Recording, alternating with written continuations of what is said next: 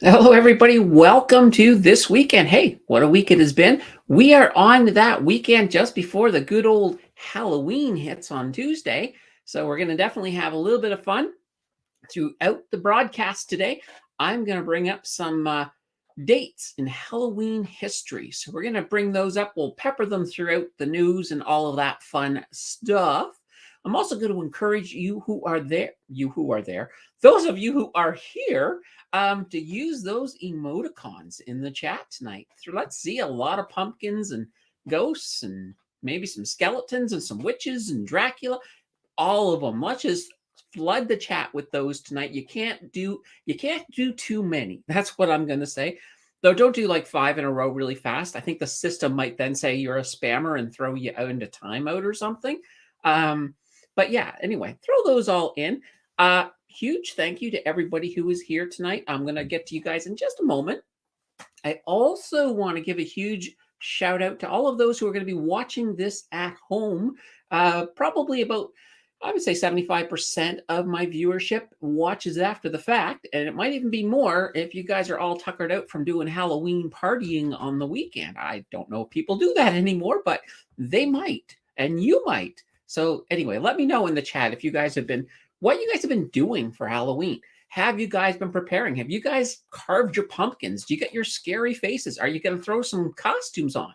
Are you just gonna sit at home on Halloween night and hand out the candy to the trick-or-treaters? Do you even get trick-or-treaters where you are? I know I do. I think last year we probably had, probably somewhere between 20 and 30 trick-or-treaters that came by. But this year, probably going to be the same, hopefully, because it's always fun to see some of those really creative costumes. All right, so in the house, we have Vineet saying hello. We have Enid in here saying good afternoon, everyone, and a huge happy Halloween. Oh, and we have me with those emoticons. Let's see some of those in the chat tonight, guys. Stan's in here saying happy Sunday. Yeah, it's definitely a good Sunday. And depending on where you are in the country, I know here in Ontario, holy banana bread, our warmth is over. Woke up this morning and it's like almost freezing. So there's even some flurries in the forecast. So I'm like, uh-oh, it's I was saying yesterday, I said, you know what? Today is probably the last time we're going to feel this amount of warmth until like the spring. And that might be true. So we'll have to sort of see depending on where you are. Okay, let's get into that. I just want to jump into the first news story first, and then we've got a few other things I want to hit on before we go any further than that. But up first, let me turn on the thing. There we go. The long pause. So the Bank of Canada, of course, had its key interest rate meeting this week on Wednesday, and they did not increase the rate. So we are still sitting at a key interest rate of 5%. Now, they did, though, warn us that inflationary risks have increased, and they are keeping the door open for another rate hike. Hopefully, we do not see another rate hike this year. They do have one more meeting left before the end of the year, and that is on December 6th. So let's hope we get some, I don't want to say let's hope for a flat economy, but let's hope we don't have anything that sort of precipitates them going into another rate hike. I do think we're going to see another one, but I would certainly like to see that be a little bit later in the year and not so much now. All right. Ooh, Abalash is in the building saying hi, Candace. Sterling Silver's in the house saying, I turn off all the lights and act like no one's home for Halloween. Oh, yeah, I could definitely see you're the social one in the group today there, Sterling. But yeah, that's what we used to do when we'd run out of candy. We'd turn everything off and pretend we weren't home, which was kind of funny. Although my first year that I lived by myself, after I ran out of candy, I started hitting my cupboards. It's like, oh, here you go. Have a Nutri-Grain granola bar. It was actually kind of funny. Muggsy says, happy Halloween, snow in my neck of the woods. Absolutely. And there are these emoticons. I love it. And Larry's in the house saying howdy. So yeah, hit me with those Halloween emoticons through this chat. Let's have a mini chat party, I guess, if we could call it that. Yeah, so back to the long pause. we're definitely hoping that we will see nothing again for the rest of this year. I'm sort of looking at December 6th. I'll probably have a theme where it's like, hey, is the Bank of Canada going to Scrooge us or Santa? Well, I don't know if it would be a Santa us, because I don't think we're definitely 100% not looking at a rate cut, probably not until 2025. And we're going to touch on that a little bit later as well. So we'll have to see. The economy right now is really in an interesting place. And right now, just as Abalash was saying, do you think we'll be at the bottom in a month or two? How much further down will Northwest Health go? Already at 3.9 at its lowest. Yikes. Yeah. So I don't think we're at the bottom yet. I think it's kind of interesting. I think we're almost, if we're not in a recession without knowing it right now, I think we're on the cusp of a recession. So I do feel that. I feel like things are going to get a little bit worse, but then they'll turn around and get a little bit better. Like, that's a good thing about going into a recession. Then we can look forward to a bull market. Usually about the middle of the recession, the market will turn around and pull us out of it. So I don't think we've seen the bottom yet, but I don't think we have much further to go. I really feel like we're close to whatever is going to happen. I think I don't know if I could say the rest of this year, but perhaps we might actually see some interesting things play out over November and into December. But it'll be really interesting to see how this is all going to look. So we'll have to see how this is going to turn out. Let's see here. I'm like the Grinch of Halloween. Well, there's nothing wrong with being a Grinch, I suppose, as long as you own it, right? If you're going to be a Grinch, own it. Then, then you're just a caricature, I guess we could call it that. So, okay, now I did mention we were going to do this little Halloween thing throughout the show, and we'll start off. I'm going to do like this day in history, October 31st. So we're going to look at a few different things that happened on Halloween throughout the ages, and we're going to start really far back. In fact, we're going to start in the year 1604. So back then we had King James I over there in England, and he made an order. He actually ordered the first official highway. Roadway back then. It really wasn't a highway. It was more or less a path. And it was going to be named the King's Highway. And it's kind of interesting. I mean, it's not like you have traffic jams all the way back in that time. Like, what is it? A couple of horses just won't get out of each other's path? Or maybe they just decide that they want to smell each other. I'm not sure. But that was kind of interesting. That was kind of fun. Let's jump ahead, because 1604 is really far back. Well, let's go up to 1860. So in 1860, we had somebody who was born, a famous person, Juliette Gordon Low. Now, you probably are thinking, who the banana bread is Juliette Gordon Low? I've never heard of her before. Well, she's the founder of the Girl Scouts. And what's really interesting is, what are the Girl Scouts famous for? Well, selling all them friggin' banana bread cookies. Well, I don't know if they have banana bread cookies, but they have like those mint cookies and things like that. So that's kind of like a treat, I guess. But that happened, as I said, October 31st, 1860. A little bit later, we'll jump in. We got 10 of these in total.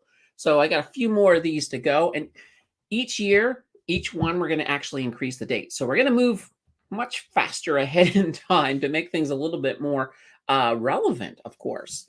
All right. There we go. We got things moving. I want to see some more of those emoticons, though, guys. Throw the emoticons in the chat because I want to see them. That's a big thing for this time around. Okay. What was I going to mention? Blossom. Those of you who want to see what's going on with that 0 to 100K challenge, I got it all hooked up on Blossom. So be sure to go over there, check them out, see what's going on, see what trades I'm making. Connect with myself and with pretty much anybody who's most of the who's who in the Canadian finance YouTube verse are all over there. There's a couple of good people that I really wish were over there, like the Plain Bagel. He's somebody who I find has really good videos. Actually, he just did a video that came out this week all about dividends. If you haven't checked that out, it's kind of like on whether they're relevant or not. Definitely check that out. He has a very interesting perspective on dividends. Anyway, let's not spend my time promoting everybody but myself at the moment. Anyway, head over there. If you do get over there, hit me up with a follow, and I will follow you back. we'll have some conversations. I think it's awesome over there. Channel membership as well. Channel membership is going strong every month, and there's been a slight little change. I'll talk about that. So every month, the channel membership, they do get an exclusive live stream. So, that's where if you really want to ask a whole bunch of pertinent questions or something, definitely join up on the channel membership and show up for that one. I think it's usually around the middle of the month, each month that we have that. But we also have, when it comes to the final Thursday of every month, the channel membership decide on what that video was going to be. So that's going to be like the channel membership choice. Everybody gets to see the video though. So it's not an exclusive video for the channel membership, but they just get to choose exactly what it's going to be.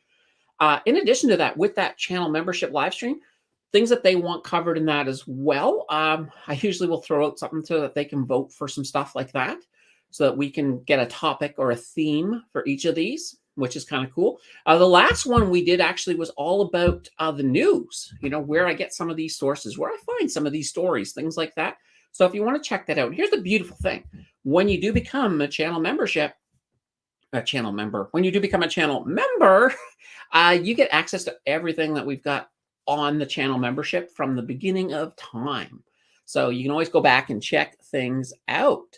So that's kind of a cool thing. And here's another little neat thing. I mean, if you really want to, like if you're strapped for cash, right? And you're thinking, okay, well, it costs about the amount of a cup of coffee. It's like, you can always join 1 month and then you can just sort of quit and then come back 2 or 3 months later and watch everything you missed.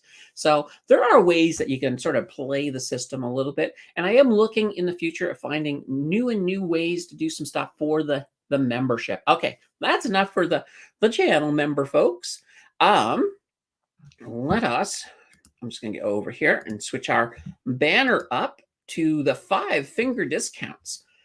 Okay, so the Retail Council of Canada, they have released a report this week, and they said that its members have experienced roughly an average of 300% increase in the rate of shoplifting in their stores. And this, they're estimating, are costing about $5 billion right across their industry. Now, shoplifters in general as well are becoming much more challenging because they're starting to become more violent, according to the police. So it's definitely really interesting. So there's a lot of new strategies that the retailers are looking at in regards to shoplifting. So I know this year, Loblaws brought the whole receipt checks in and security gates to some of its grocery stores. There's also been locked cabinets popping up in a lot of the pharmacies for the most stolen items. So at Shoppers Drug Mart, I think they've started doing a lot more of those locked items. They've got people watching the self-checkouts. That's an area where they feel a lot of the shoplifting is happening. So they're looking at all kinds of additional things like checking receipts.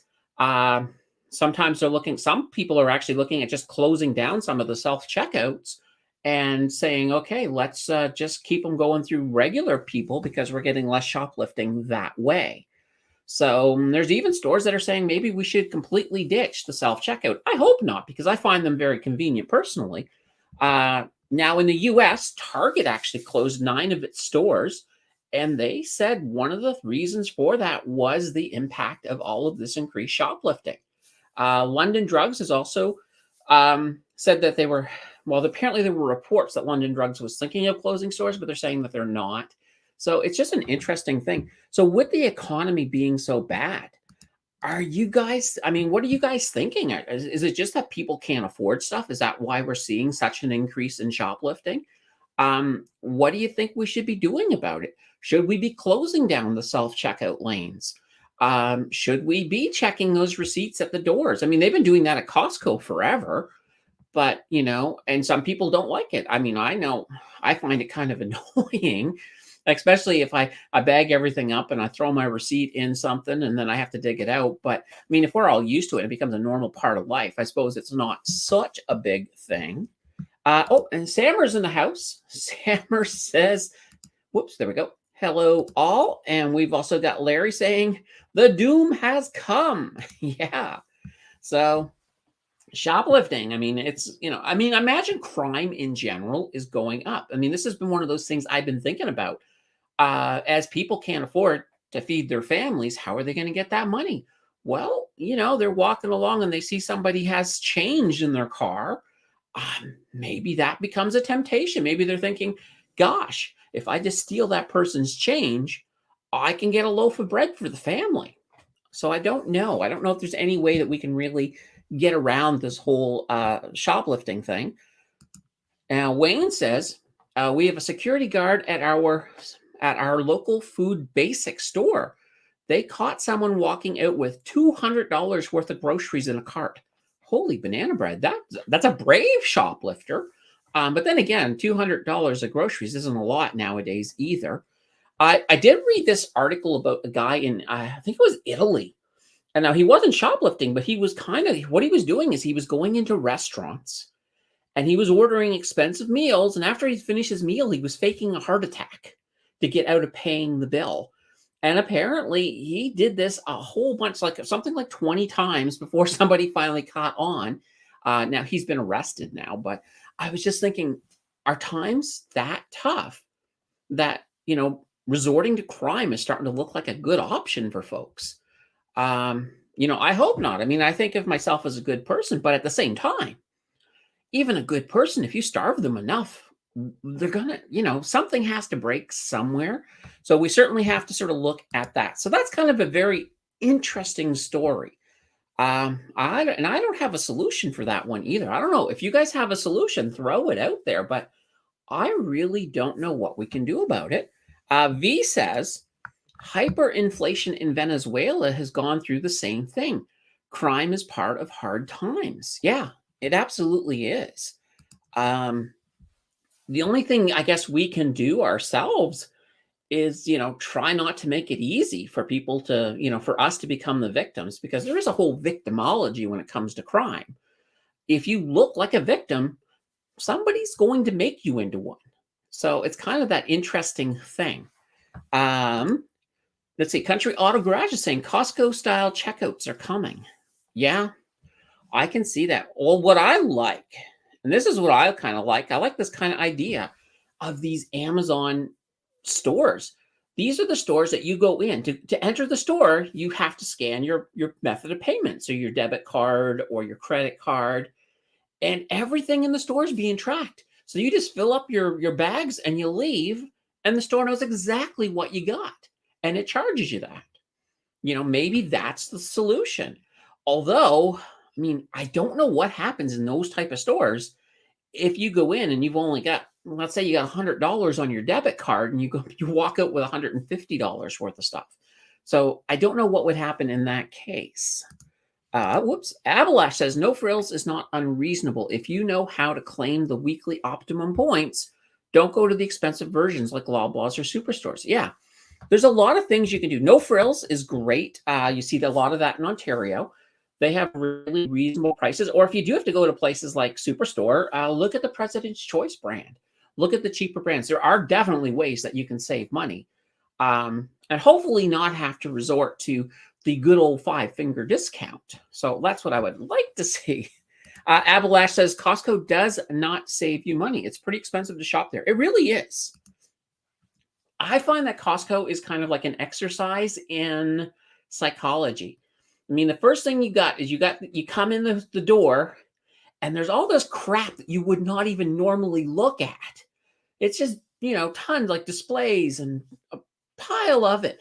But it's stuff that you would not normally look at, but it's interesting enough that you end up buying some of it. So that's the one thing downside with Costco is that, yeah, you can save money depending on what you buy, but everything in there is set up to gear you to not save money. So you have to kind of keep it that way.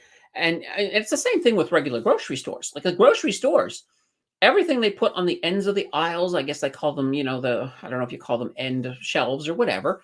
Those are all designed for impulse buying. They're trying to set you up to impulse buy. Normally with a grocery store, your best bet is if you can stay on the outside and just sort of move along the outside, move through the, the vegetables, the meats, down the dairy, only go in the aisles to get things you exactly need. Because if you mess around them aisles too long, you're going to end up getting impulse buys, things that you don't really want.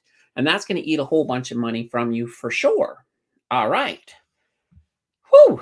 Now, Our next date in our Halloween history, we'll just jump into that, was 1864. We'll soon be in the 1900s. Don't worry, guys. So 1864, known as Nevada Day. So that was the day that Nevada was admitted to the Union. So they became a state. It's kind of funny that they were admitted on October 31st. But hey, that is just how it goes. All right, we got a bunch more of those, and they actually get a little more spooky. Well, kind of spooky. How spooky can history stuff be? But they get a little more fun as we move a bit further along. Okay, let's jump to that next one. Let's get this out of the way. All right, restaurant labor shortages. So as we know, restaurants have been through quite a little bit of the ringer ever since the end of the pandemic, and things started reopening, and people started going back to work. Right now, they are still facing a labor shortage. In fact, according to Restaurants Canada, total employment in the restaurant industry is still down. They're about 173,700 off of the numbers they had going into the pandemic. So basically from the 2019 levels. So there's a lot of job openings. And apparently, according to the same report, restaurants have the highest job vacancy rates of any industry in Canada. And they're accounting for 1 of every 6 private sector job vacancies in Canada. So they're struggling. These restaurants are struggling. Now, here's the problem, too, is that at the same time as this labor shortage, restaurants are also running into their menu items getting much more expensive because of inflation. And that's not going to change. Even though the inflation on the restaurant food is coming down, well, it's still going, the overall price is still going up. And there's also, because of the labor shortage, been much longer wait times. So a lot of people have stopped going to restaurants because they just can't stand the wait times, depending on the restaurant, obviously.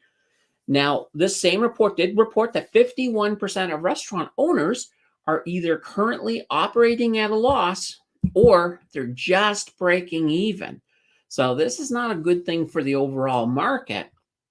This is not a good thing for the economy if we start losing more restaurants. And we have lost some restaurants since the end of the pandemic. It's probably crazy how much pain that this industry has gone through. So it's definitely really interesting. And I thought it was kind of fascinating that we're still at that point where we have such a huge labor shortage. Now, hopefully, a lot of these people coming in through immigration, hopefully some of them can grab some of these restaurant jobs. I mean, it's probably not hard to wash dishes, or I don't want to say it's not hard to serve, because I've never done it, so I honestly don't know how hard it would be. But it looks like it would be pretty tiring, because you'd definitely be on your feet and carrying stuff and doing that over and over all day. So we'll leave it at that. All right, a couple more of these Halloween things, and we are back into the 1900s now. So 1926, on Halloween, a great magician died. Harry Houdini died. I mean, holy banana bread. That's kind of a fitting date for him to die, I guess.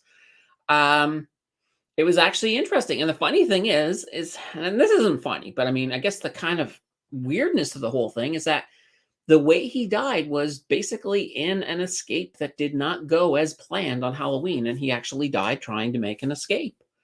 Now, let's jump ahead a little bit. We'll jump up to 1938. So in 1938 on Halloween, and this is what I find kind of funny, that nobody sort of caught on that this might be not real, but that was the original broadcast of War of the Worlds. So that Orson Welles radio drama. And unfortunately, this, of course, as most of you probably know, it actually caused a whole bunch of unattended panic because people thought Mars was actually invading. When you look at it from today, it's kind of funny. Like, you're thinking, oh my God, how could people so gullible? But that was the height of the fever back then. So that was back in 1938. All right, we got more of these coming, so don't worry about that. As well, I want to start seeing some of those emoticons in the chat. So let's get your pumpkins in there, and your vampires and your witches and your werewolves and all that fun stuff, skulls, whatever. Let's just throw those into the chat. All right, our next news story. Oral pumpkin emoji. No, it's not that. Our next news story is all about striking Seaway workers. So, as you know, we had a recent strike on the West Coast. So that was not good. There we go. Just a second. I had a couple little things I had to click on. We had a recent strike on the West Coast with the Western port workers, and that cost the economy quite a bit of money. Well, that, of course, is in the history books now, but we have a brand new strike, and it is the unionized workers. There's about 360 of them, and that's at the St. Lawrence Seaway. So the St. Lawrence Seaway, it's a 3,700 kilometer route, connects the Great Lakes to the Atlantic. So it's basically the key way we get a lot of supplies in and out of the continent, to be honest. So this strike, it's been on since last Sunday, so we're now a week into it. It's forcing 15 locks along the waterway to close their operation. Now, a lock is basically, it's a way of controlling the levels of the water between different lakes, for example. So there's like a little lock, and anyway, those are not operational. So the ships are not able to move into that system. So that's not really good. Now, the whole idea of the Great Lakes St. Lawrence Seaway system, it's also known as Highway H2O, which is kind of funny. So they do serve over 100 ports and commercial docks, and they're very huge in helping the Canadian prairie provinces and the U.S. Midwest export their goods. Everything from grain, iron ore, petroleum, stone, coal, all of this moves through these lock systems, and right now it's not moving. So hopefully this one comes to an end pretty darn fast. Now, according to a 2018 study that was done by Martin Associates, they found that the goods moving through the system supported more than 78,000 jobs. So when I say 360 people are on strike, that's 360 people on strike. Those 360 people are affecting 78,000 others. So that's big. And we're also talking about, between Canada and the US, roughly a $35 billion in revenue for both of our countries. So we definitely need this to be resolved ASAP. The union, all they're looking for the most part, is higher wages. They're saying they just want to be able to keep up with the rising cost of living. So let's hope this one gets going, because right now we cannot afford any more of these issues with the backbone of our supply chain. That supply chain needs to keep on going. And look at this. Larry's in here with some emojis. We got a pumpkin and we got a ghost. Love it. This is what I want to see. I want to see more of these, folks. Now, I got a really scary Halloween fact coming up next. So 1967. See, we're getting up there. It was the birth of Vanilla Ice. So yes, those of you who remember Ice Ice Baby, he was born in 1967 on Halloween. All right. Sterling Silver has the money emojis. I'm going to give you that. It's Halloween. Anything technically goes, right? Because you could go out dressed as a bag of money for Halloween if you really wanted to. So I think that's pretty cool. Okay. Let's see. And Abalash says, isn't it better to improve affordability rather than raising wages? Yes, I would say so. I mean, the reason for that is if you can improve affordability, it's like giving a raise to everybody in a way by, making it so that they can live better within their means. So yeah, I would definitely say that. I'll give you that one. Is the canal in South America still shut down? Are we talking about the Panama Canal? I honestly don't know, Larry. If anybody knows, throw it in chat. Let us know. Amanda's in here. Look at this. We've got a skeleton, a ghost, and a good old pumpkin. All right. And we have Lisa in the house saying hello. Welcome to the stream, Lisa. Welcome to the Halloween stream. I guess we're not really calling it a Halloween stream, but anyway, let's get into something a little bit more political, which is funny. I actually had somebody who said, I had somebody who decided they were going to unsub because they felt that my stream had become much too political. And I'm like, really? because I don't feel like I'm that political. I try to do my best to not be super political, but that does happen. Oh, and look at this before we get into this next story. Lisa saying, I work for Stellantis and our contract expires at midnight tonight. Ooh. Now, do you guys have a vote? Do you guys have a vote planned for strike? Any kind of strike action on the horizon? And Mike says, note low levels due to drought. And lots of strikes this year. Yeah, there have been a lot, especially in the car industry. There have been a good amount. Politics or economics and affect the market. They do, exactly.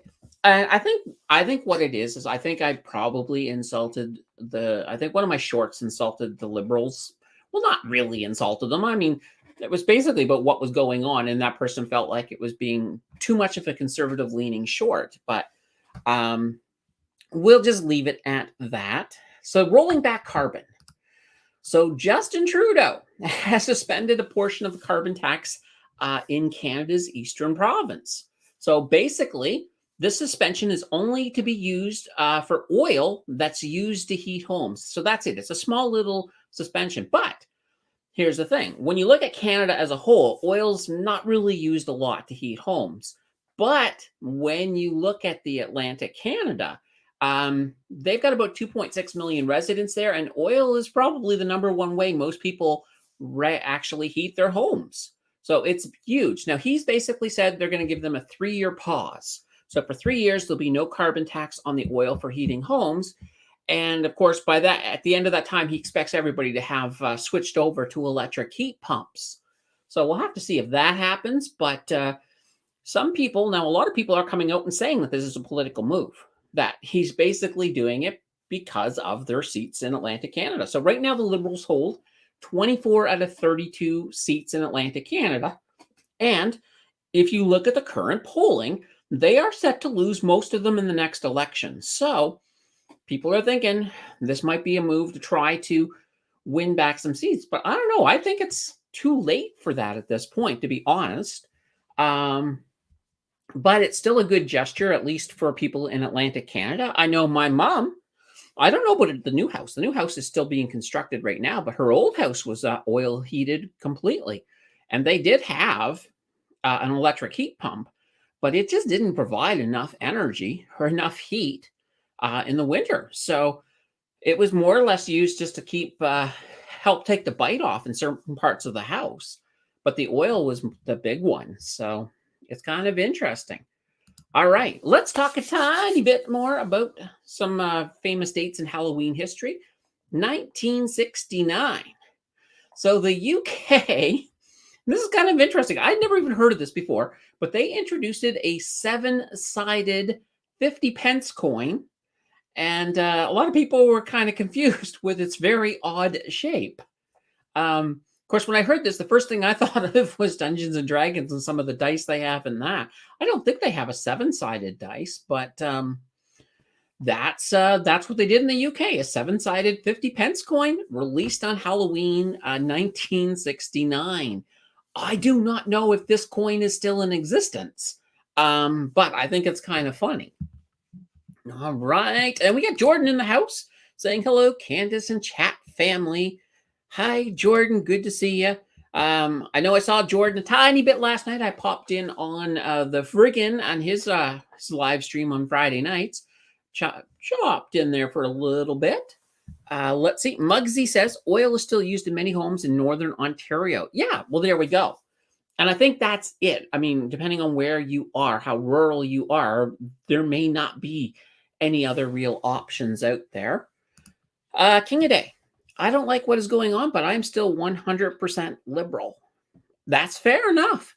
And this is the thing. As I said, I like to say my political allegiance is per issue.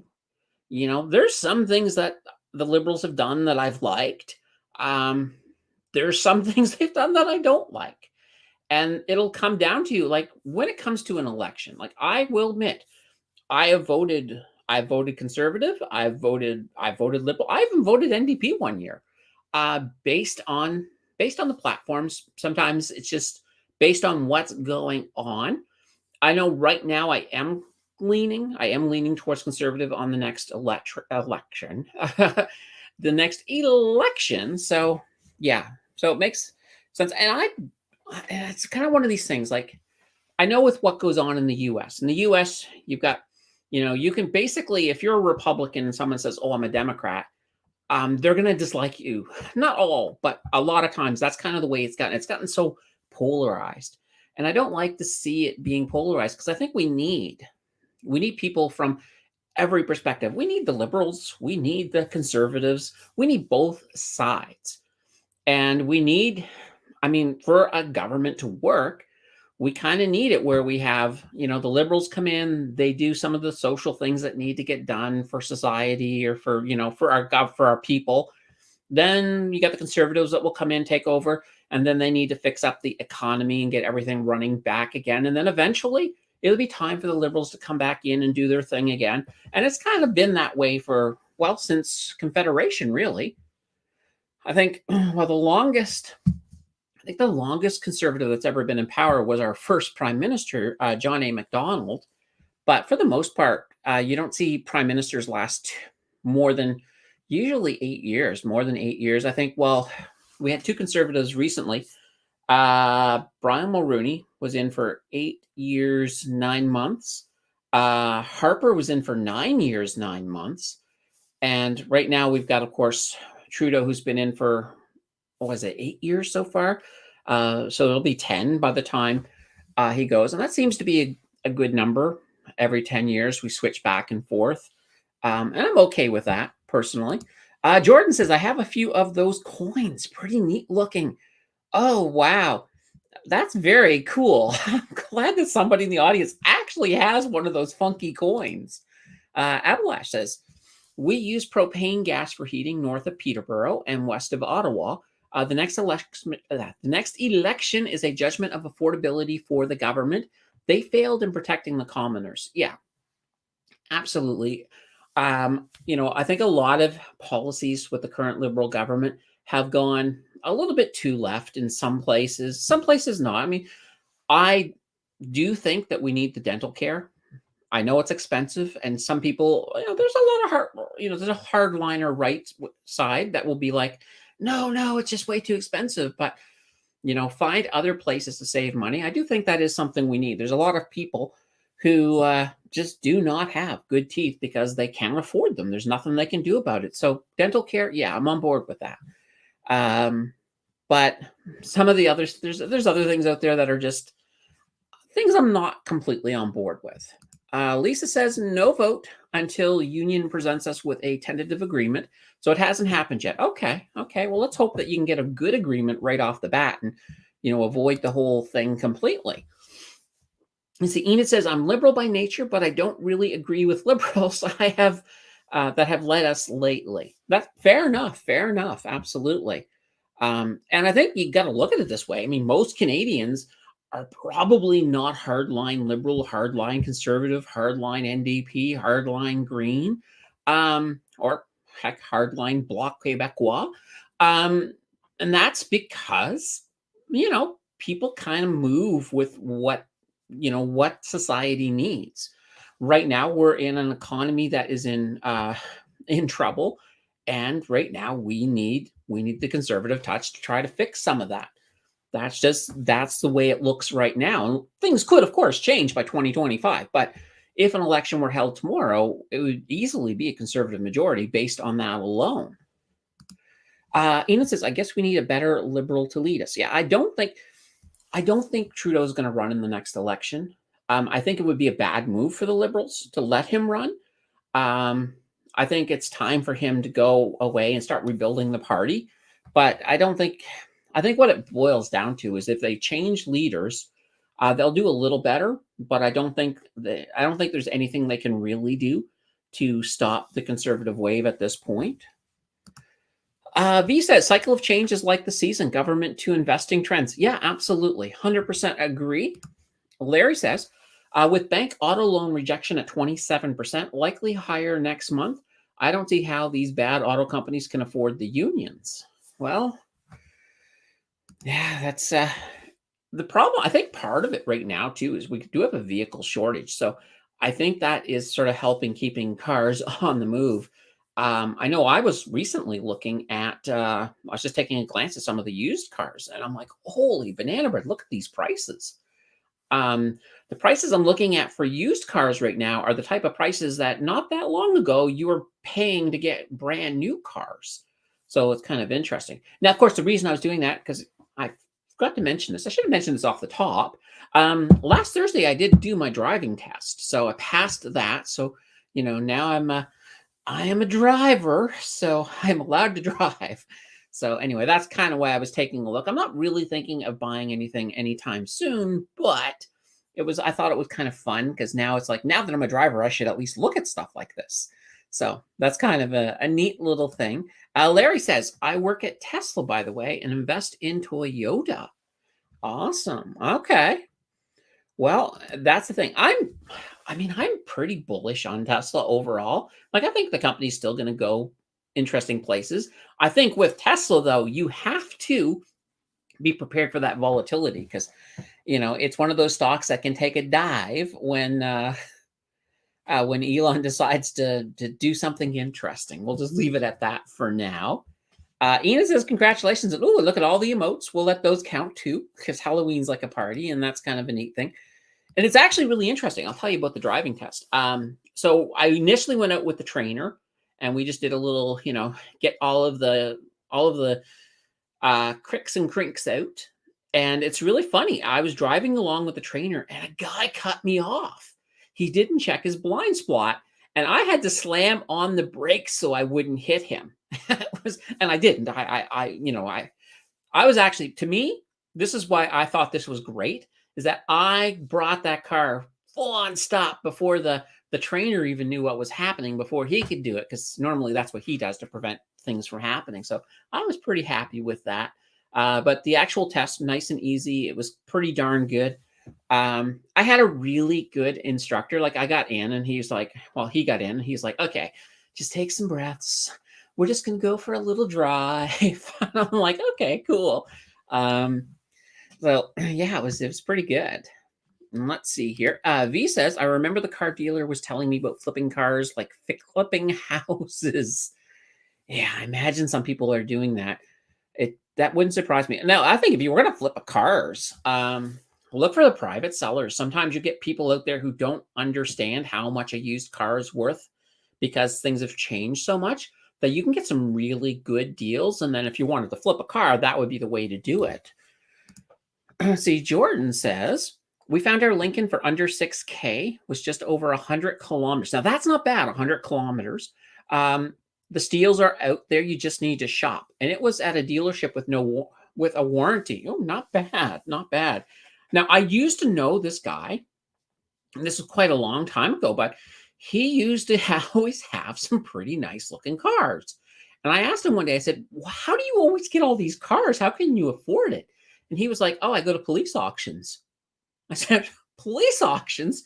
And he says, yeah. He says, I normally go to the police auction. These are cars that were used in committing crimes and that the criminals aren't getting back. I said, really? I said, you don't mind? He says, no. He says, I had one car that had a bullet hole in it, but I was like, okay, that's kind of funny. But yeah. So King of Day says, congratulations on getting your driver's license. Absolutely. Thank you. Thank you. Vic's in the house. Hi, Vic. Good to see you. Lisa saying politicians definitely have a shelf life.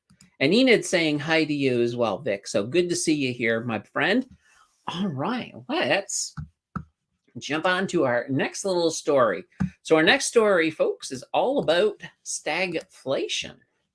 So guy by the name of Paul Boudry, he's the former deputy governor of the Bank of Canada. So he was in that role from 2019 until he left it in July of, this year. Now, he said, and this is a statement he came out with the press with this week, he said that Canada should be concerned about stagflation. And that, for those of you who don't know what stagflation is, that's what happens when an economy faces slow growth, high unemployment, and high prices. So that's kind of what he's sort of thinking about. So he said that the hope is that an economic slowdown will be enough to bring prices back down, but there's a risk that they won't, that the prices will stay high, and we'll be looking at a situation of stagflation, which is never good. It's a much harder to get out of stagflation. Now, he was also talking a little bit about the interest rates, and he thinks there's no way the Bank of Canada can bring the rates down anytime soon. He was thinking probably mid-2025 that we would be looking at a potential rate cut. So it's kind of interesting to see where things will go with this. I don't think we have stagflation yet, but every so often when I look at some of this inflation getting very sticky, it does cross my mind. I will not say it hasn't. It certainly has. What do you guys think? You guys think that we're starting to see stagflation? Are you guys expecting stagflation, or is it just myself and perhaps a few people like Mr. Boudry getting a little bit ahead of ourselves and perhaps a little bit more worried than we should be? So that's something to keep in mind. All right. Before I get to those comments here, Halloween 2001. So in France, and I'm gonna crucify this woman's name, but her name is Magali Jasquez. She put in a request to marry her late fiance. So he had died, and they let it happen. So they were married. Him being dead, her being alive, on Halloween of 2001. It may be the only, as far as I know, it may be the only case of the living marrying the dead. I don't know how he could have said yes, but anyway, definitely spooky. That one was definitely very, very spooky. And I mean, how do you celebrate your anniversary? Do you have to have a seance? I don't know. So we'll just leave that that one be for now. Let's see here. All right, we'll get back here. So Enid says that Trudeau is definitely expired. Agree 100%. Lisa says the cost of labor is only 4 to 6% of the price of a vehicle. That's not too bad, actually. Not too bad at all. Let's see. Vic says, will Pierre fix things? Well, he seems to think that he will. It really depends. I mean, if he keeps his campaign promises, it'll certainly go towards fixing some of the issues out there.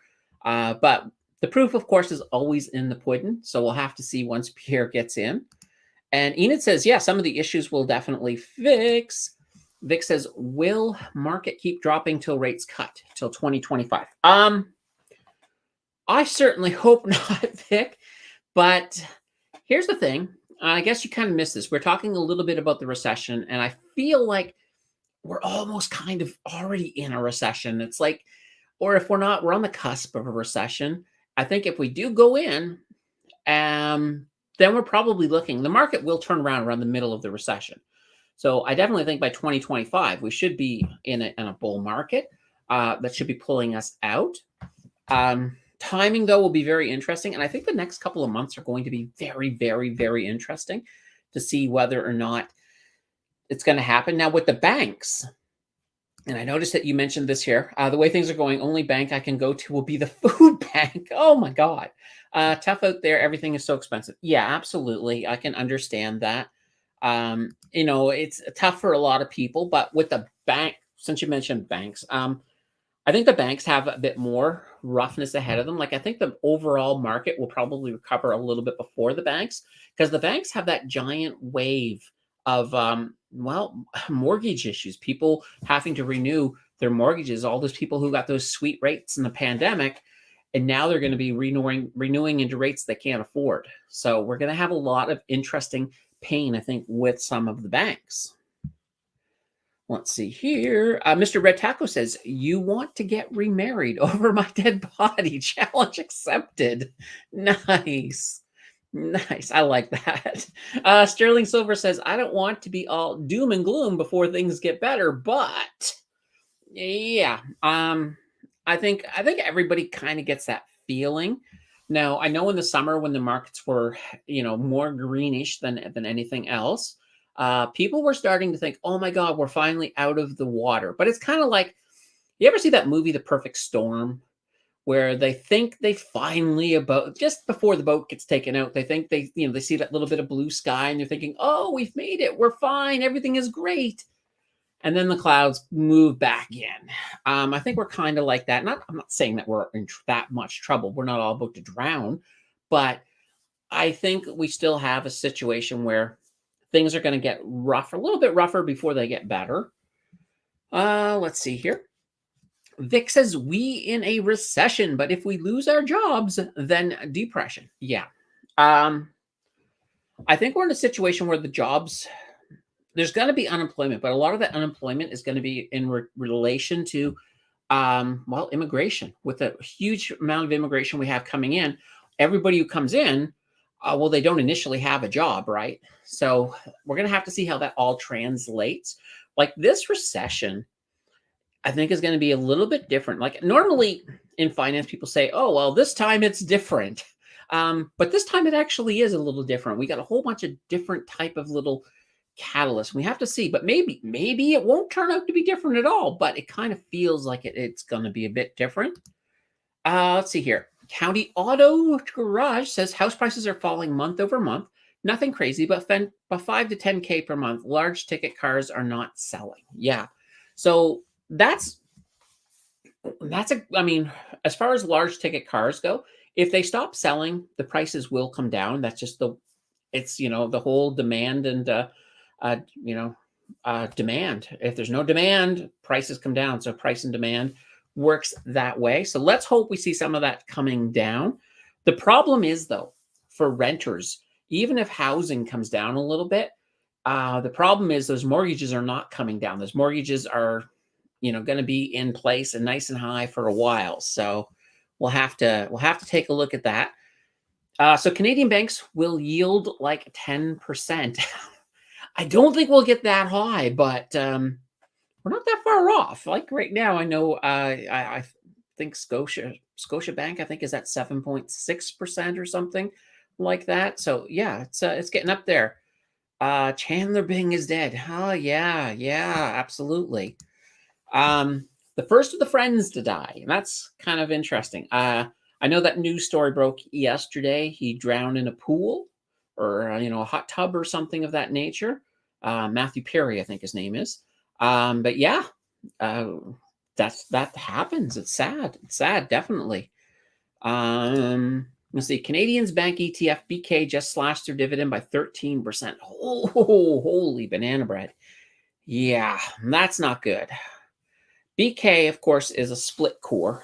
That one of the few split cores I actually I liked. I did like them, but yeah, a 13% dividend slash is kind of one of those things. Now, that's the danger, though, with high dividends in an economy like ours. Slashes will happen. You kind of have to pay attention. And when you see it, then you have to decide, is it worth it being in there? Or maybe it's just time to get into regular banks. You have to sort of judge it that way. Because, when we finally get into recovery and the banks all start moving back up, there's a lot of money to be made there. So something just to keep in mind. Let's see. This fall is the beginning of the 2020 house buying extravaganza. So in the next 15 to 18 months, it will be really interesting to see how bad it gets. Yeah, we'll have to take a look. As houses start coming down, people are going to start buying them again. And that will, of course, then drive some of the prices back up again, depending on how quickly this all happens. Let's see. Jordan says, do you ever see the provincial government cluing into ODSP recipients being left behind and not being able to afford to live? As in, we can afford no more than $140 per month on groceries. All right. That's a great question. If you want my honest answer, no, I don't see the provincial government cluing in. People on ODSP, now ODSP is people who have disabilities, just so people understand what that is. And, also welfare recipients as well in there. I'm not trying to, there are two different things, but that's just a group of people that governments tend to not pay a lot of attention to. Kind of like in the pandemic when they were giving everybody who had a basic job $2,000 a month, but yet people who are on ODSP and things like that were not getting any of that, weren't getting any of the top ups. And then prices, of course, right now with prices and inflation, I imagine it's very hard to try to live off of, ODSP. like it's probably, I don't even know exactly what it is, but it's probably not much more than $1,000 a month. It's probably maybe 1,100, something like that. So definitely very hard for people to survive on things like that. And you end up in situations that people who are in those situations, all of a sudden, the only way they can survive is by living in, places, sharing it with 5 or 6 others in the similar boats.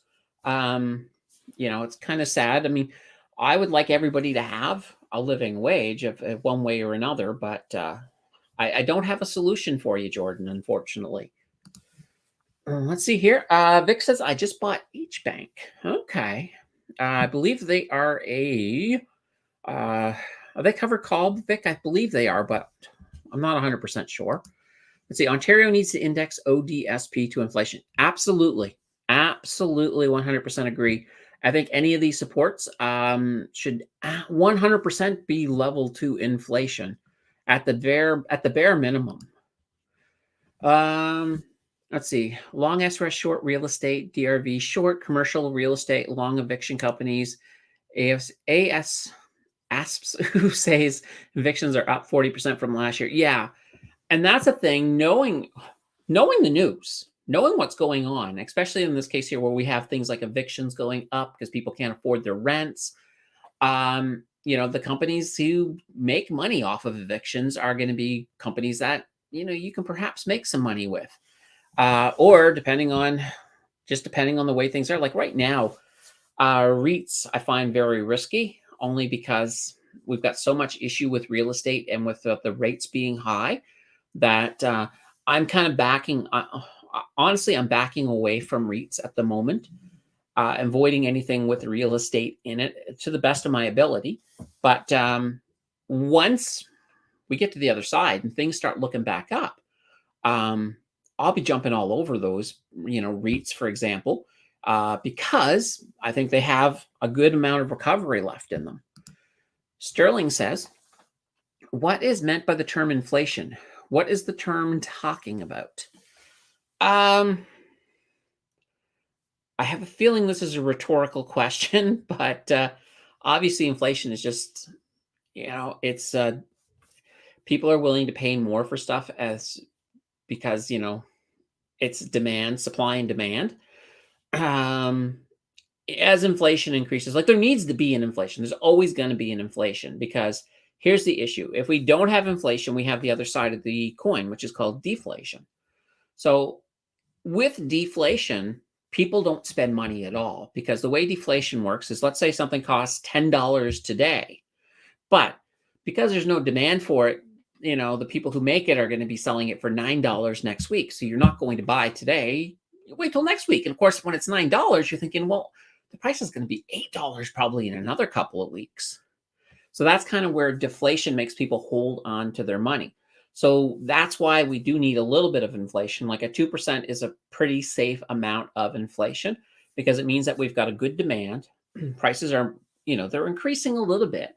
And everything is supposed to roughly be increasing. Everything from, your wages to the cost of goods, cost of services. So everything should be always growing a little bit because it stimulates the economy and it stimulates people spending. But unfortunately, right now, we've got a situation where the price of goods and services are going up much faster than wages. And that makes it a lot harder for people. It makes people effectively have, even though you have the same money, even though you might even be making more money, you don't have the same buying power. So that's where a lot of the issues drop in. Vic says, market is dropping, stocks getting attractive, small problem, no cash to buy with. Yeah, that's never a good thing. That's a situation where you have to sort of look at things. If you've got no money, there's just nothing you can do, right? Unless you go through your stocks and you find that you have somebody who you don't have a lot of faith in, and you don't think it's going to recover very well. Then you might want to look at making a sideways move in a case like that. But if you don't have the resources, there's just not much you can really do. Other than perhaps at least use the dividends to put them in the best place you can find for them. If you've got a lot of dividends coming in. Let's see. I'm very close to day begging on a corner for change, but that in itself is illegal in our town. Really? Wow. Yeah. Like I used to know of a guy in Ottawa. He he wasn't homeless or anything like that, but he just decided he didn't like his job very much. So he used to go down around downtown Ottawa, not far from the Parliament's buildings, where wore a whole bunch of old clothes and used to sit there and beg. And he was making all this tax-free money. He was actually bringing home more than he could with a job. And I was just like, wow. But now, of course, where it's tight for everybody, I imagine a lot of people aren't giving to beggars as much. And plus, it's not even so much that it's like somebody asks me, and even if they look down and out, there's nothing I can do even if I want to help them because it's like who even carries cash anymore? The best I can do, and I used to do this in Vancouver. There used to be a beggar outside the door that was always there and looked like he was really, really hungry. I used to buy a box of granola bars every time I went into the grocery store, and I used to open up the box on the way out and give him a couple just so he had something to eat. Okay, so Vic bought some Rio can, plan to buy and hold. Well, it will come up. I mean, it is gonna go back up. It's one of these things where you kind of have to just be patient, and you'll buy Air Canada at $10. Well, I'll tell you right now, Air Canada is at a really great entry price. If it ever gets below 15 again, I would definitely say take a serious look at it if it drops below 15. Enid's got SRU. All right. Another REIT. See my bank. All right, my bank price targets. So Royal Bank 90, BMO 75, TD 69, BNS 45, CIBC 35, and National Bank 75. Okay. Wayne says, anybody notice that the size of a slice of bread is shrinking? I have noticed that a slice is disappearing in my toaster. Yeah, it's what we call shrinkflation. And a lot of companies are doing that. So instead of charging less, they're just giving you less. And most times people don't even realize. Like if you had, let's say you had I don't know, a bag of nuts, and it used to have 500 grams of nuts in the bag. Well, you might look at it today and you might look at it and then, and say, oh my God, they've only got 490 grams of nuts now, but I'm paying the same price.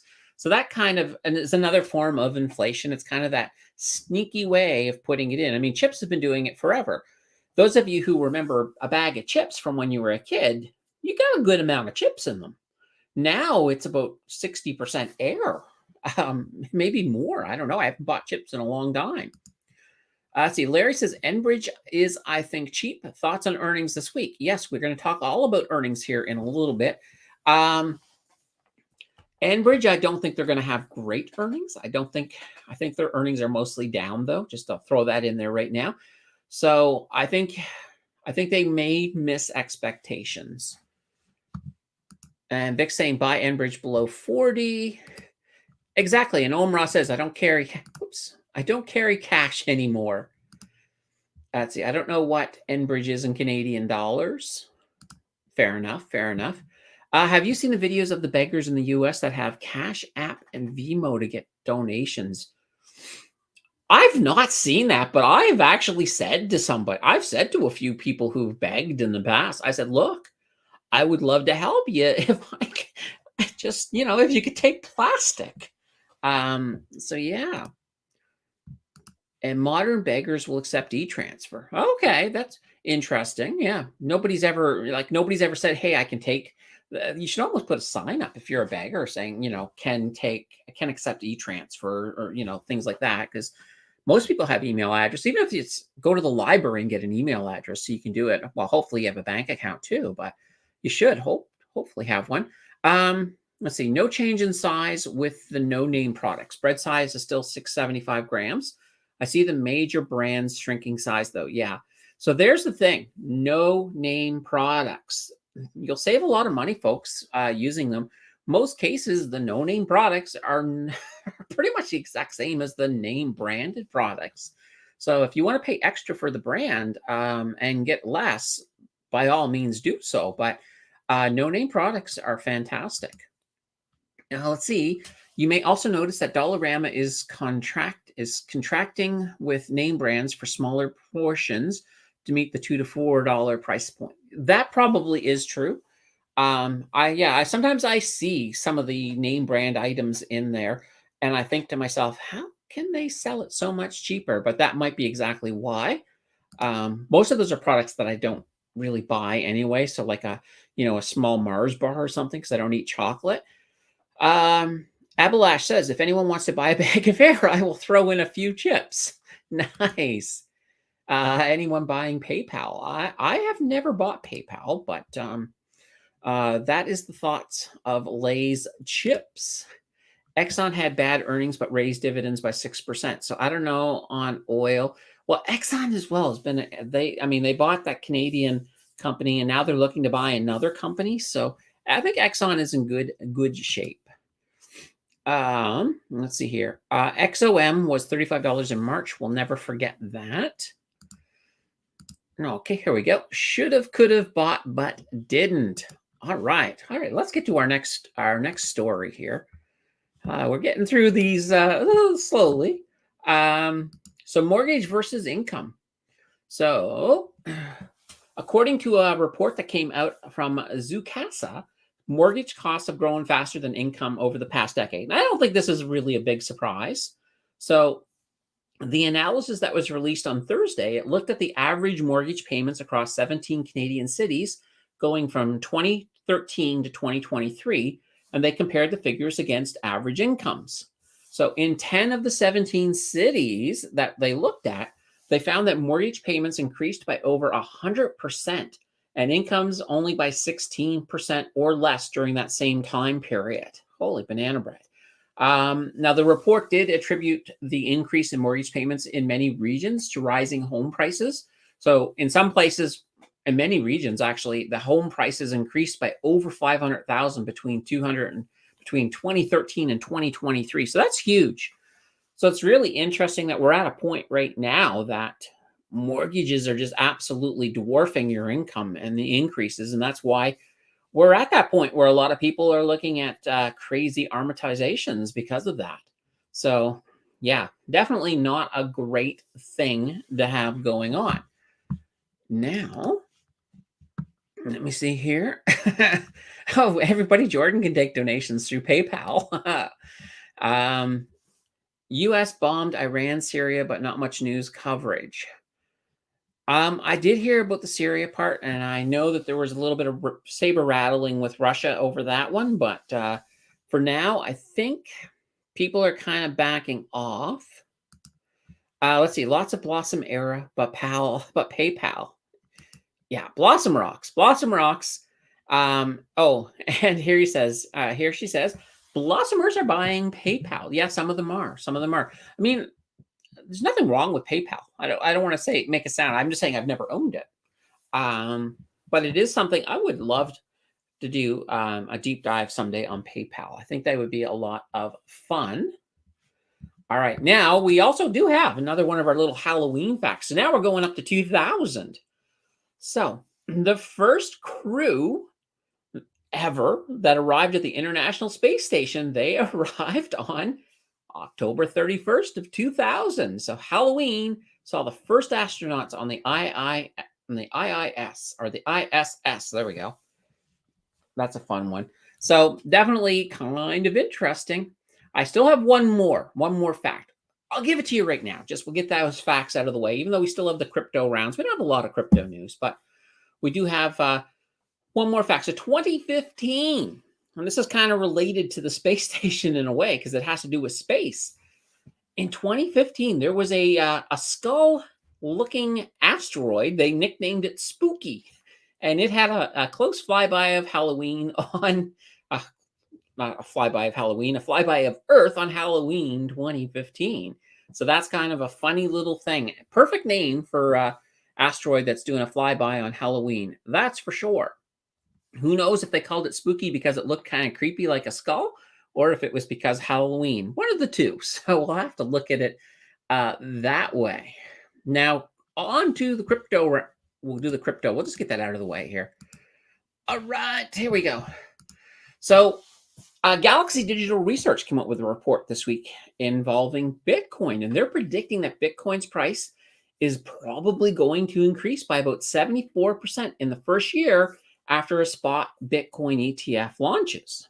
Now, an interesting thing, when it comes to Grayscale and their proposed Bitcoin ETF, there was a challenge that the SEC was getting ready to basically appeal with the courts, and they decided to drop the appeal. So that is very, very interesting. I know the price of Bitcoin last week did explode. It went up. I think I got up as high as 35,000. And that was in anticipation of a spot Bitcoin ETF. So there's a lot of hype out there right now about it. So I always say be a little careful, because if there's a lot of hype and it doesn't fall through, that means that the price will bomb at the end of that hype, and you don't want to be caught with your pants down, I guess. We'll call it that. All right, let me put this back up. Now with the crypto comments, I'm just gonna take us back here. There we go. Perfect. All right. What's going on next week? So next week on Tuesday in Canada, we have the gross domestic product month over month being released.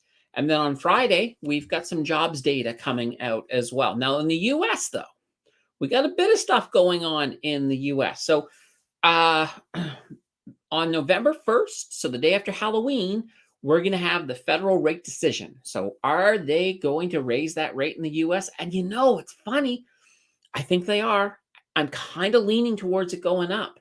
Then on Friday, November 3rd, we do have jobs data coming out in the US. Earnings-wise, holy banana bread. So CNQ, their earnings are coming out. Canadian Natural Resources, they've had a fantastic quarter. So I expect them to beat expectations. Enbridge is having their earnings come out, and they have been down this quarter. I'm not expecting much out of Enbridge. Reuters, so Thomson Reuters is coming out this week. I think they've been flat in the quarter, so they might meet expectations, but I don't see anything big from them. Another company that I do think is going to beat expectations is Synovus, so CVE. They've had a great quarter. BCE, their quarter has been a bit of a dive, so we're not going to see much out of BCE Inc., so Bell. Barrick Gold could be a surprise. They have been mostly flat, so I'm not putting any anticipation on them beating expectations, but it'll be interesting. Same thing with Nutrien. Nutrien's coming out with their quarter results this time, and they've also been pretty flat. So I think Nutrien has, if I had to make a bet between Barrick and Nutrien, I think I would go Nutrien. But I don't think either are going to exceed expectations. They might meet, but they won't exceed. Lastly, TELUS. TELUS is coming out with theirs, and I do think they're going to be down. That's why, TELUS is at a great deal right now. So, that's it for the earnings for this week. All right. Perfect. All right. All right. Now let's get caught up here on the chat. Where was I at? There we go. Whoops. Actually, I was right up here. Or no, I was actually right here. Vic, I don't want to miss you. Solar stocks getting destroyed like Solar Edge and Enphase. I'll buy the ETF TAN if it goes to $20. So yeah, Vic continuing to let us know all the stocks he's going to buy and at what price. Lisa says, I like no-name chips better than Lay's. Yeah, no-name chips are pretty good. Larry says, I got puts on MicroStrategy for January. Yeah, MicroStrategy actually, they've had a pretty good last couple of weeks have been pretty good for MicroStrategy with the price of Bitcoin going back up, of course. MicroStrategy is kind of that unofficial ETF for Bitcoin in a way. They're not an ETF, they're a company, but they have so much Bitcoin on their balance sheet that whatever Bitcoin does, MicroStrategy is usually not far behind. Let's see, I might be a bit early though. And Vic owns a lot of MicroStrategy. I remember what happened to pot stocks in Canada. Yeah, they didn't do very well. It was funny. I got in on Weed, Weed MD when it came out. I bought in, and then I looked at it. I wasn't really impressed with what it was doing, and then I heard about Wall Street Bets getting ready to do this whole deal on some of the weed stocks, and it just sent Weed MD through the roof for a very quick little moment.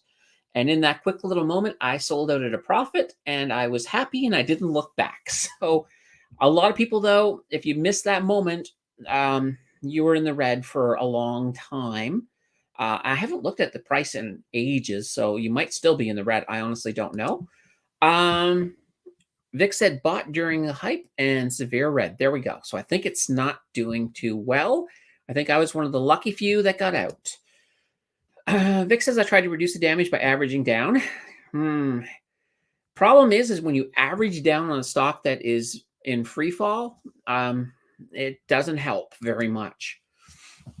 Let's see. I bought at 440. Probably should have sold Friday with the lock of Bitcoin. Okay. Oh, you guys aren't talking about weed. You guys are talking about MicroStrategy. Anyway, what I said still applies to both, I guess. Bought the puts. Let's see. Bought MicroStrategy at over 1,000. Holy banana bread. Let's see. Swing attempt backfired and didn't have a stop loss. Yeah, that can hurt if you don't have a stop loss and something goes into free fall. Hodl till 2030. I'm sure BTC will be back to pump stage again. Yeah, I mean, Bitcoin is one of these things that I do think it is coming back. It will do well. But you still have this whole issue where it can come up and it can come down pretty fast. So if you're looking to play it, you do want to have, I really think you should have a stop loss because, yeah, sure, you can hold that company for maybe 6 months for Bitcoin to come back if it has a big crash. But you don't want to be stuck in that situation where you have to hold something, keep it locked up for 6 months, especially if you're doing swing trading, because you want to be able to use and utilize that money. Mosaic greater than Nutrien. Interesting. Larry says, do you think Canadian REITs will drop more? I like Tricon. Yes, I think Canadian REITs will drop more. Once again, some of these REITs are the same as, those people locked in with great rates in the pandemic. They're going to be having some of their properties coming up for renewal that are going to be going into much higher rates. So we're going to see, I think we'll still see some droppage within the REITs. So if you're thinking, here's the thing. Don't stop now. If you're dollar cost averaging, that's always the best strategy anyway. I wouldn't go all in, but if you're, let's say you had 1,500 for some REITs, maybe put 500 now, have 500 in about, 2 weeks when it's down further, and maybe 500 a little bit further down the road. It's up to you guys. However you do your dollar cost averaging, but I think it's going to definitely be interesting in the end. Anybody bought Google this week? I haven't bought Google this week. I do hold some Google though in my RRSP, but I haven't bought any. Will it drop more? It's hard to say. It really depends. It depends on the whole thing with the tech. When you look at the big tech companies, we had the AI boom, but the AI thing is getting really, really interesting now. Darn it, I can't demonstrate. I was going to demonstrate, I was thinking, but I'm realizing I use my phone as my camera and it goes in through the computer because I can now talk to ChatGPT and it has a voice and it can talk back to me. I was playing with it yesterday. It was definitely a lot of fun. So I think that was kind of good. Vic says, I bought Google Yield shares and Yield Max version also. Okay, so you're getting in on the good old Yield Max.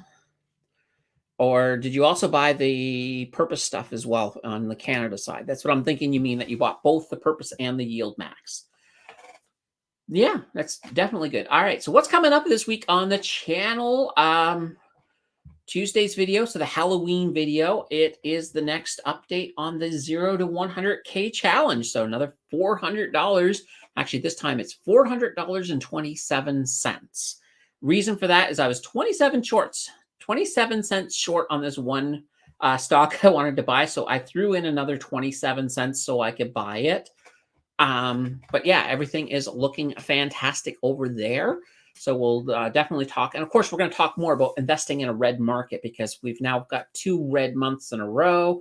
So we'll keep that going. This week we got another deep dive coming. I know we didn't do a deep dive last week, but this week it looks to me, I think it's safe to call it right now. It's looking like it's going to be Canadian Utilities. They've got like about 65% of the vote so far. So we're definitely going to be looking at getting that out. Yeah, and then we're going to start for the channel members. We're going to start thinking about what we want to do for that for the channel member live stream, because that's going to be coming as well. So that's going to be awesome. Oh, excuse me. Let's see. How do you talk to ChatGPT? Well, I usually start off with, "Hey, how are you?" No. Basically, if you have the app for ChatGPT, it has an option that looks like a headphone. When you click on the headphone, it lets you talk in, and then it will talk back to you. It will actually, you can pick the voice that you want. Like, you can have like and there's probably, I think, 5 different voices you can choose. And it sounds like a person, which is really great. It sounds pretty good. So I'll have to do so. I'll have to record it or something just to show you guys, because I thought it was pretty darn good. All right. Oh, I missed a couple here before Enid's question here. SCHD getting to the mid 60s. And Larry saying, I keep forgetting no 15 to 30 locked home prices. And Vic down here, FOMC announced later this week. All right. Yeah, so I think we're in a great time. I think this is going to be very, very interesting. As I've been saying as well, I think we're going to have a very interesting rest of year. Going into, of course, tax loss harvesting. That'll be happening right up until about mid-December. So that could actually knock the market down a little more all on its own as people are selling out and locking in those losses. But keep in mind, the normal traditional Santa Claus pump, which comes after it, and the whole Santa Claus pump thing, it's kind of interesting. A lot of people are thinking, oh, it's before Christmas, and it isn't. It's right after. It's basically from the 24th on, goes into a little bit into January. That's when all these people who did the tax loss harvesting are rebuying stuff, because sometimes they'll do the selling and then they'll sit on it and they'll just wait for, they'll wait till early January or, late December, and they'll do their buying back, which causes that pump. And that, that's that traditional Santa Claus pump. So that is kind of an interesting thing. So there's an app. Yes, there is an app, and it is free. It is absolutely free. I think you just, I know on my Apple phone, I just typed in, I think, Chat GPT, and I found it right away. I do not hold Berkshire, but it is one of those stocks that I wouldn't mind holding it just because it's Berkshire, but, I don't currently do it. Let's see. I don't, unfortunately. Well, I'm sure they have a version as well for an Android. If you've got an Android phone, or if you've got a Google phone, I think that's, or I don't know about if you got like a Huawei. I don't even think there's Huawei's in Canada anymore. I don't know. Let's see. Banana Bread Hathaway. Yeah. Good old Berkshire Banana Bread Hathaway. Have to put that in. And actually, wasn't Hathaway the name of the secretary woman on the blue, Mr. Drysdale's secretary on the Beverly Hillbillies? I think, I could be wrong. I thought it was like Mrs. Hathaway or Mrs. something like that. Yeah, absolutely. So yeah, just look it up, Enid. It is out there. It's kind of neat, because then you can just sort of be sitting back there and you don't have to. I know if on your phone, sometimes it's like, typing things is annoying. It's nice to be able to just ask it a question and then have it talk back. It was actually funny. I mean, as a joke, I asked it how to flip a fish yesterday, because I had to go flip a fish. And it's just started going on and on. And then I put the phone down as I went over and I flipped the fish. And I came back, and she was still talking about flipping the fish. I was like, I thought that was just hilarious. Like, how much can anybody have to say about flipping a fish? Apparently with ChatGPT, it's a whole bunch of stuff they can say about flipping a fish. All right. So anyway, everybody, Halloween Tuesday night, it's going to be fantastic. I'm going to be handing out all my treats to the little goblins and ghouls and all of that on the, that come by. So until then, though, guys, we'll be back here, of course, next week as well to do this over again. And it will be kind of fun. It'll probably be our first stream in November, which means next week we got first stream of the month. That always means a few free memberships. So we'll be doing that next week for sure. Bear on the QQQ. I want to be a bear on the QQQ, but the problem is at least with anything NASDAQ related, I just don't think the AI is done. I think we may have, we may fall back a little bit, but I think I think AI has another pump before the end of the year. So that'll be the NASDAQ. I think the NASDAQ overall is going to have a strong year. I think they will finish strong as well. So, hopefully I'm right on that, because I'll certainly want to put a little bit of money in that direction as well. So yeah, here is the perfect little message to end it on. We'll end on Enid saying, thanks, Candace. Happy Halloween, everyone. Absolutely. Have a fantastic spooky night. We'll see you guys back here again next week. Everybody, take care.